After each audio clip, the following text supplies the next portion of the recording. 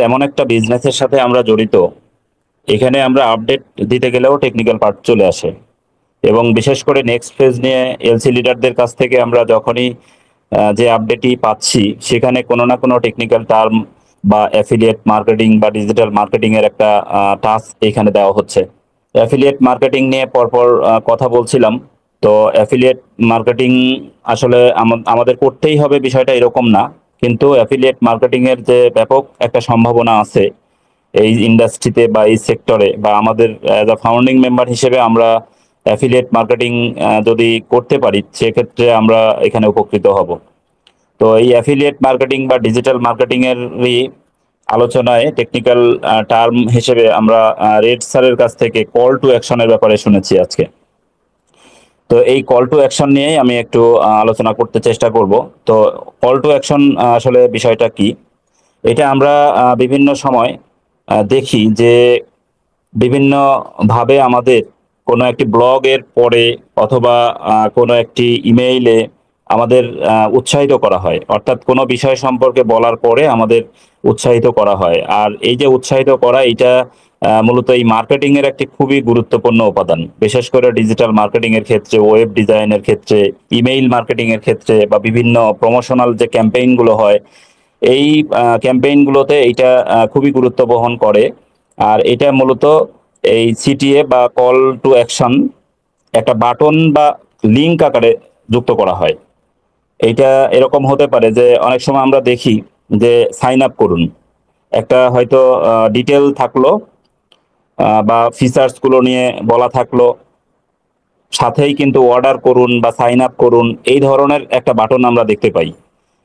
এই বাটনে ক্লিক করার পরে আমাদের নেক্সট পদক্ষেপে নিয়ে যায় বা পরবর্তী পেজে নিয়ে যায়। তো এই যে এরকম যখন কোনো নির্দেশনা থাকে, আহ, বা যারা ট্রাফিক আছে বা কাস্টমার আছে তাদেরকে উৎসাহিত করার জন্য যে ধরনের কথাগুলো লেখা থাকে বা বাটন থাকে বা লিঙ্ক থাকে, যে লিঙ্কের মাধ্যমে পরবর্তী পদক্ষেপ নেওয়া যায়, এই যে এই লিঙ্ক বা এই বাটনকেই মূলত এই কল টু অ্যাকশন বলা হয়।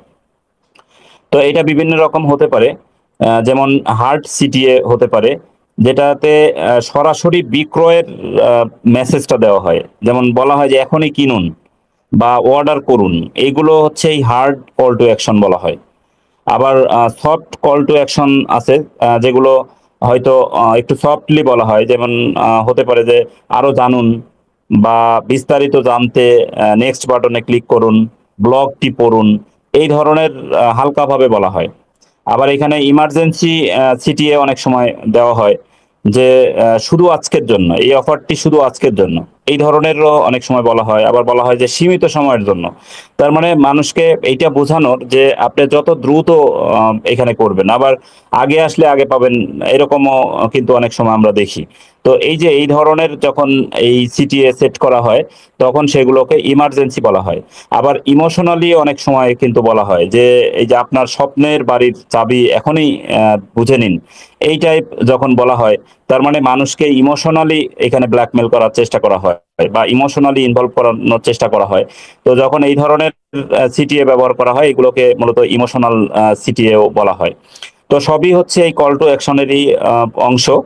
তো আমরা এই ধরনের যারা আহ, এখানে ভিজিটর থাকবে, ভিজিটররা হয়তো আমার ওয়েবসাইটে আসলো বা আমার ব্লগটি পড়লো, পড়ার পরে তাকে যেন আমি আমার প্রোডাক্টটা কেনার ব্যাপারে বা আমার এখানে আরো ইনভলভ করতে পারি, এই বিষয়গুলোই মূলত এই সিটিএ। এবং এর গুরুত্বটা কি?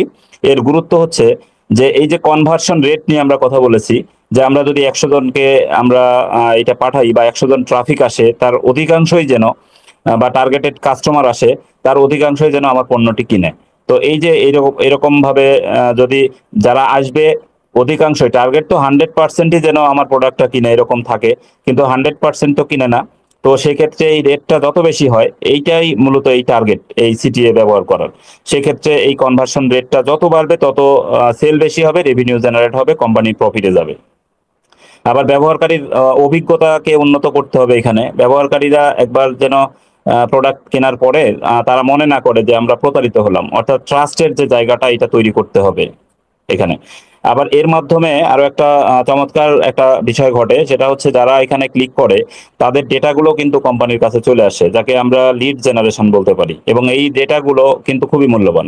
অর্থাৎ আমরা এই মূল্যবান তথ্যগুলো এই সিটি এর মাধ্যমে আমরা কালেক্ট করতে পারি।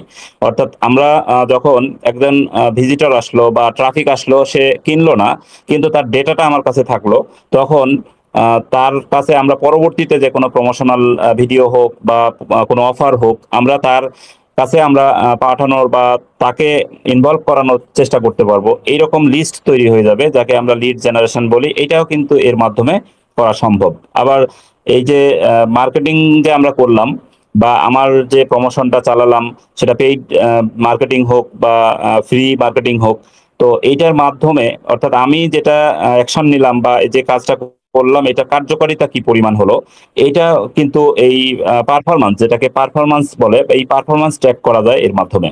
তো এই যে এইভাবে আমরা এই কাজগুলো করতে পারি। এর যেমন কোন কোন ক্ষেত্রে এটা হতে পারে, যেমন আমরা ই কমার্সের ক্ষেত্রে দেখি যে ই কমার্সের কোনো সাইটে গিয়ে আমরা যদি কোনো পেজ দেখি, তো সেক্ষেত্রে অনেক সময় লেখা থাকে বা কোনো প্রোডাক্টের সম্পর্কে যদি আমরা দেখি, দাম দেখি বা এটার মান কেমন, এগুলো দেখার পরে নিচে কিন্তু একটা বাটন থাকে যে কার্টে যোগ করুন বা এখনই কিনুন, এইটাই বা যোগ করুন, আপনার পছন্দের তালিকায় যোগ করুন, এই ধরনের থাকে, যেটা ই কমার্সের ক্ষেত্রে আমরা দেখি এই সিটি এর ব্যবহার। আবার সাবস্ক্রিপশন সার্ভিসের ক্ষেত্রেও থাকে যে বিনামূল্যে ট্রায়াল শুরু করুন, যেটা আমাদেরও কিন্তু আছে যে 7 days trial version, free trial. তো এই যে ও কানেক্টের ক্ষেত্রে ছিল, আমরা দেখেছি। তো এইগুলো হচ্ছে এই সিটিএ মাধ্যমেই কিন্তু এটা করা হয়, যে সাবস্ক্রিপশন সার্ভিসের ক্ষেত্রে লেখা থাকলো যে বিনামূল্যে ট্রায়াল, 7 দিনের ট্রায়াল বা ফ্রি ট্রায়ালস ফর 7 days, এরকম থাকলো।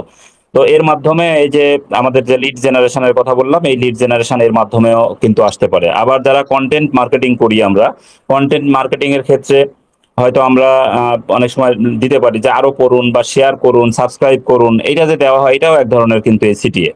অর্থাৎ এই যে আমরা অনেক সময় ভিডিও দেখি, সেই ভিডিওতেও কিন্তু শেষে হতে পারে, মাঝখানে হতে পারে, বা নিচের দিকে একটা বাটন থাকে যে সাবস্ক্রাইব করুন, বা অনেক সময় বলে দেওয়া হয় যে ভিডিওটি যদি ভালো লাগে তাহলে চ্যানেলটি সাবস্ক্রাইব করে নিন, এরকম ভাবে কিন্তু আমরা অনেক সময় দেখি যে বলা হয়। তো এই সবই হচ্ছে এই সিটিএর পার্ট বা সিটিএরই কিন্তু এটা অংশ।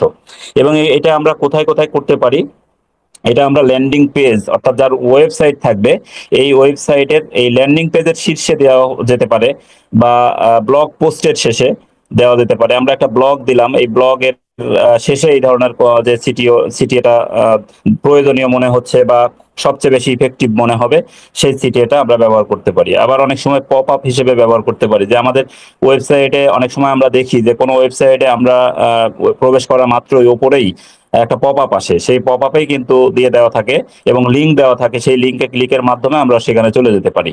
এই ধরনের পপ আপ হয়তো যে কয়দিন যদি কোনো অফার হয়, তো যে কয়দিন এই অফারটা চলবে সেই কয়দিন হয়তো এই পপ আপ আকারে এটা আসতে পারে, এরকম ভাবে পপ আপ আকারেও এই সিটিএ ব্যবহার করা যেতে পারে। আবার ইমেইলের সাবজেক্ট, আমরা ইমেইল মার্কেটিং এর ক্ষেত্রে বিশেষ করে আমরা ইমেইলের একটা সাবজেক্ট দেই, সেই ইমেইলের সাবজেক্টেও এরকম চমৎকার কোনো কিছু লিখে দেওয়া যেতে পারে, যেটা এই সিটিএ হিসেবে থাকবে। আর সোশ্যাল মিডিয়ার পোস্টের ক্ষেত্রেও তো দেওয়া যাবেই। তো তবে একটু খেয়াল রাখতে হবে, আমরা সাধারণত এই ধরনের যখন কাজগুলো করি তখন কিছুটা ভুল ভাল থাকে, যেটা যদি ভুল থাকে তাহলে কিন্তু মানুষ শুরুতেই একটা নেগেটিভ ধারণা নিয়ে নিবে আমাদের সম্পর্কে। যেমন এখানে অস্পষ্টতা থাকতে পারে, বানানের ভুল থাকতে পারে, বা মানে অত্যধিক এই সিটিএ ব্যবহার করা যাবে না, অনেক সময় এটা করে ফেলি, এই ধরনের করা যাবে না। বা এখানে দৃশ্যমানতার অভাব থাকতে পারে, এখানে হয়তো সহজে খুঁজে পাচ্ছে না, বা এমন জায়গা আমরা দিলাম, এমন একটা ফন্ট দিলাম, ফন্টের কালার দিলাম যে এটা মানুষের চোখেই পড়ে না, এই ধরনের গুলো এখানে অনেক সময় হয়। তো এইগুলো খেয়াল রাখতে হবে এবং মোবাইল ফ্রেন্ডলি হতে হবে। এটা অনেক সময় আমরা এমন ফরম্যাটে দিলাম যে মোবাইল থেকে সেটা পড়াই যায় না। তো এটা যত মোবাইল ফ্রেন্ডলি হবে ততই এটা ভালো। তো এভাবে আমরা এই সিটি এর ব্যবহারগুলো করতে পারি। আর এটা অবশ্যই এই যে অ্যাফিলিয়েট মার্কেটিং এরই একটা পার্ট, অর্থাৎ অ্যাফিলিয়েট মার্কেটিং করার জন্য আমরা সোশ্যাল মিডিয়ায় বা ইমেইলে অথবা ওয়েবসাইটের মাধ্যমে যে লিঙ্কগুলো শেয়ার করব, ওই লিঙ্ক শেয়ার করার সময় কিন্তু আমরা এই ধরনের ব্যবহার করতে পারি। সাপোজ আমরা একটা প্রোডাক্ট সম্পর্কে ডিটেল বললাম যে এই প্রোডাক্টটা কেন ভালো, অন্য অন্য কোম্পানির একটা প্রোডাক্টের চেয়ে আমাদের প্রোডাক্টের যে ফিচার্স বা বৈশিষ্ট্যগুলো আছে বা প্রাইসের দিক দিয়ে বিভিন্নভাবে তুলে ধরি, সাধারণত ডেসক্রিপশনের মধ্যে। এটা একজন পাঠক বা একজন ইউজার বা ভিজিটর যখন এটা পড়বে, পড়ার পরেই যদি তার সাথেই কাছেই যদি পেয়ে যায় যে আমি এটার সাথে যুক্ত হতে চাই, হতে পারে যে সাথেই আমরা লিঙ্কটা দিয়ে দিলাম, আমাদের অ্যাফিলিয়েট লিঙ্ক, যে আপনার যদি ভালো লাগে তাহলে এই অ্যাফিলিয়েট যে লিঙ্ক, নিচের লিঙ্কে ক্লিক করে আপনি এখানে যুক্ত হতে পারেন। সেক্ষেত্রে কিন্তু এখান থেকেও ট্রাফিক আসা সম্ভব, এবং ট্রাফিক আসা মানেই একসময় সে কাস্টমার হবে, এই এটা কিন্তু নিশ্চিত। তো এইভাবে আমরা এই অ্যাফিলিয়েট মার্কেটিং এর ক্ষেত্রে ভালো করতে পারবো। তো আশা করি বিষয়টা কিছুটা হলেও বুঝতে পারছেন। আর আগামীকালকে আমি ভ্যালু এবং প্রাইস নিয়ে আলোচনা করবো ইনশাল্লাহ। তো সকলেই ভালো থাকবেন। অসংখ্য ধন্যবাদ আমার কথাগুলো মনোযোগ দিয়ে শুনলেন। ধন্যবাদ। আসসালামু আলাইকুম।